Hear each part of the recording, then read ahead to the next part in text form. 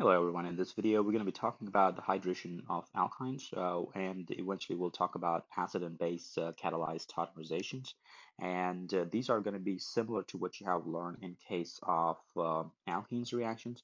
So I'm going to talk first about acid catalyzed hydrations, and in case of alkenes you would use mercury sulfate, mercury acetate rather, with water and NaBH4, but here you just use mercury sulfate as a catalyst, and then you're just doing that with H2SO4 and water.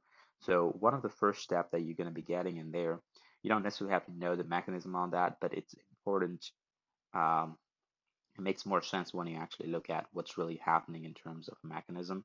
So that you can have this pi bonds kind of acting as your nucleophile here and attacking the mercury, and then you make so-called a mercurium ion there.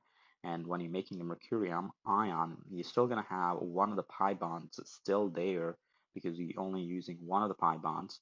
And let's see how that's going to look like. So that's going to be 4 carbons.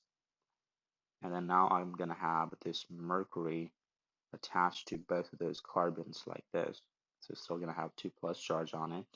And then in the second step, I'm going to have the water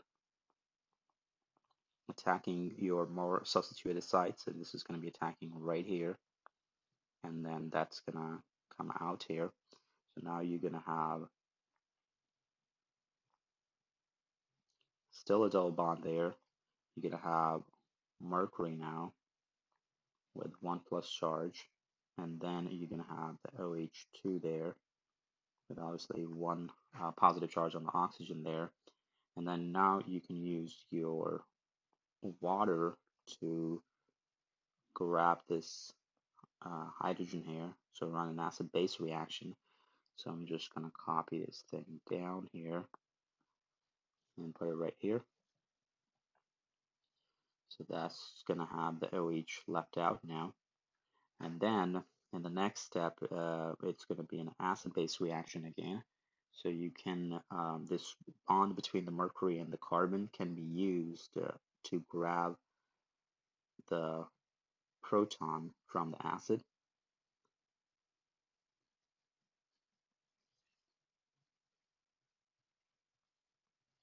And now you're going to have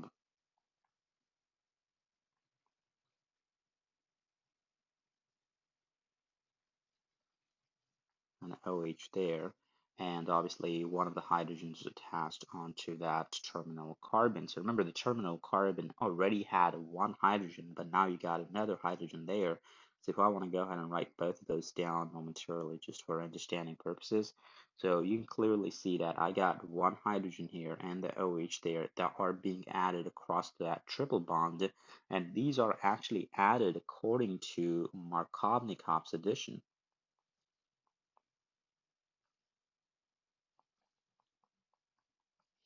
Because remember what happens, your hydrogen goes to the carbon that would already have more hydrogens to begin with. So in this case, 1, 2, 3, 4. So your first carbon is going to be having more hydrogens to begin with.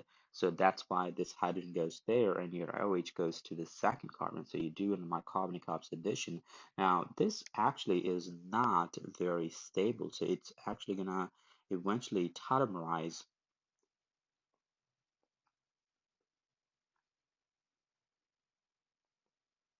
to a ketone form, and I'll give you the mechanism on that in a minute.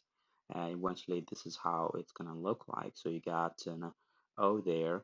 So if I focus on what really happens, and I'm going to go ahead and erase this momentarily, and focus on this hydrogen right there. So this hydrogen gets moved onto this new location right there. And you don't necessarily have to draw that, but it's just for understanding purposes. So that's the difference between your tautomers there. You're going to have this is in a keto form, and this is going to be in an enol form. And why it's called an enol? Because there's a double bond between the carbons, and there is an alcohol group, so that's why it's called an enol. And this is going to be called in a keto form because you have basically an ketone group there. However, It really depends which state is going to be more stable or which tautomer is going to be more stable. A lot of time your keto form is more stable, so it's going to tautomerize to the keto form. And if it's an enol form that's more stable, then it will stay in the enol form. Typically, your enol form is going to be stable if it's a highly conjugated system, and I'll give you an example in a little bit. But how does that really happen? So let's talk about that. So I'm going to go ahead and um, copy this down here, and I'm gonna make a room. So this was your enol form. So remember, we're doing this under acidic conditions. So when we do this under acidic conditions, this is how your mechanism is gonna look like. So I'm gonna go ahead and erase this momentarily.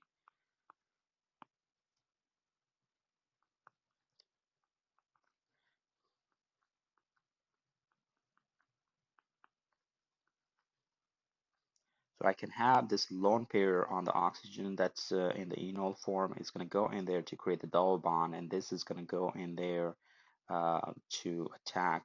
This pi bond is going to be attacking that proton there, doing an acid-base reaction there, and this is going to be retrieving your water there. So at the end of the day, your product or your intermediate slightly is going to look like this, where you kind of killed the double bond there between the carbons, but now you're going to have a double bond between the oxygen there, and then you're going to have a hydrogen onto this carbon here, but I'm not really going to show that, just to understand there is a hydrogen there now. So now you got a total of 3 in that particular position there. So then in the next step, you're going to have your water coming in and grabbing that proton from there and getting your acid back. Because remember, this is an acid catalyzed reaction. So acid catalyzed reactions, you must retrieve your acid at the end of the day. So this is going to be your enol, this is going to be your keto form here, and that was your enol form. So some of these reactions are going to be obviously in equilibrium, so I can draw the arrows going both ways, but a lot of times you will have one side to be favored over the other one. So as a result, you will have a bigger arrow going one way. So in this case, the keto form is more stable. Um, so that's why it's going to be preferred to be formed. So let me give you an example where you actually have an enol side to be more favored. So if I go ahead and okay, so suppose I got this cyclohexane there, and if you were asked to draw the enol form of that, what's going to happen?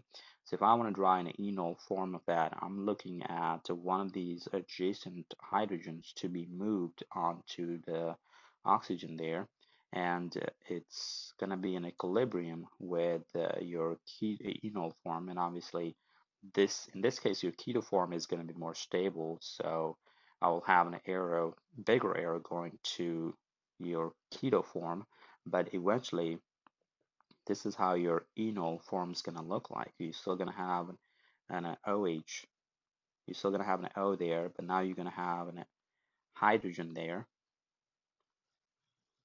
So you move that particular hydrogen from that alpha position to onto the oxygen, and now you're going to have this double bond right there.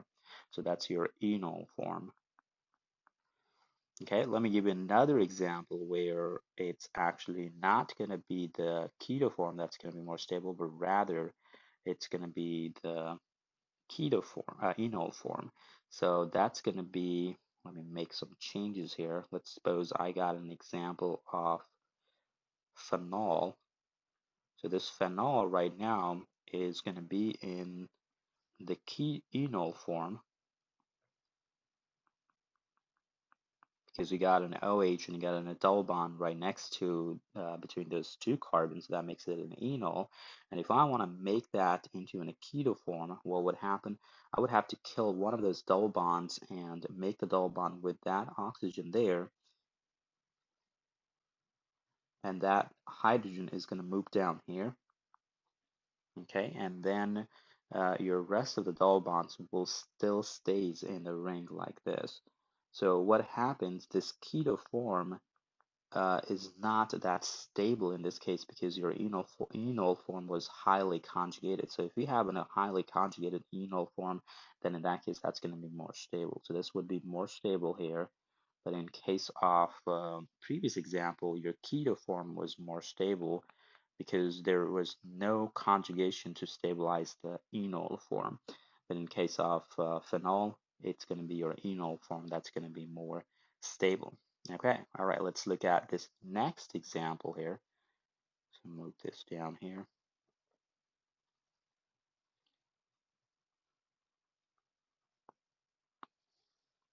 If you can also do an hydroboration oxidation on alkynes, which is going to be slightly different than what you really do in case of alkenes.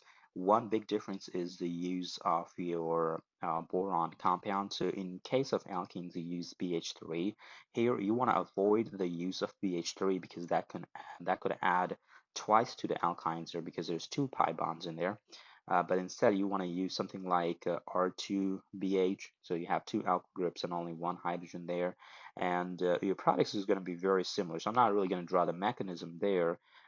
It's going to look like this. You still kill one of the double bonds, you still kill one of the pi bonds, and one other pi bond is still there.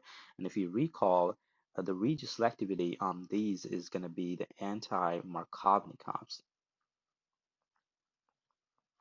So that means your OH is going to get added to this terminal site there.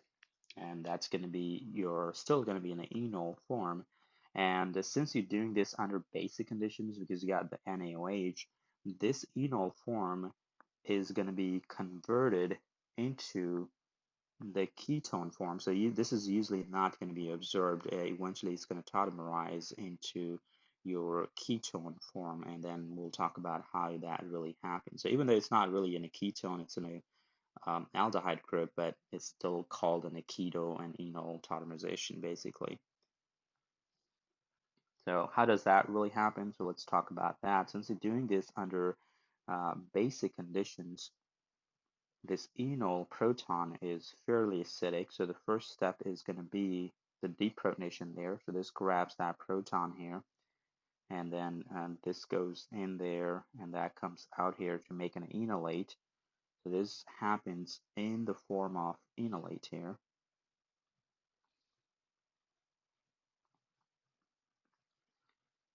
All right, and this enolate and this it actually have another resonance structure if you think of it, because this can go back in there and that can come out here. So both of those structures could be seen in there. Obviously, one of them is going to be more stable than the other one.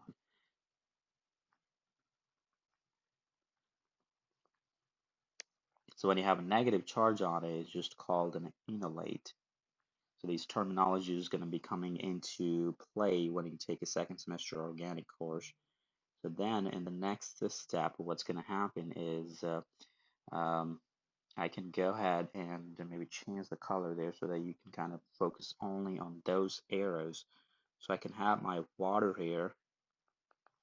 So when this bond, uh, this lone pair right there is going to be grabbing this proton here, and that's going to be restoring your base there. That's one way of looking at it, and obviously you may see books writing something like this. If you start from the enolate here, then this bond is going to be the one that's going to be grabbing that proton. So either way, it's fine.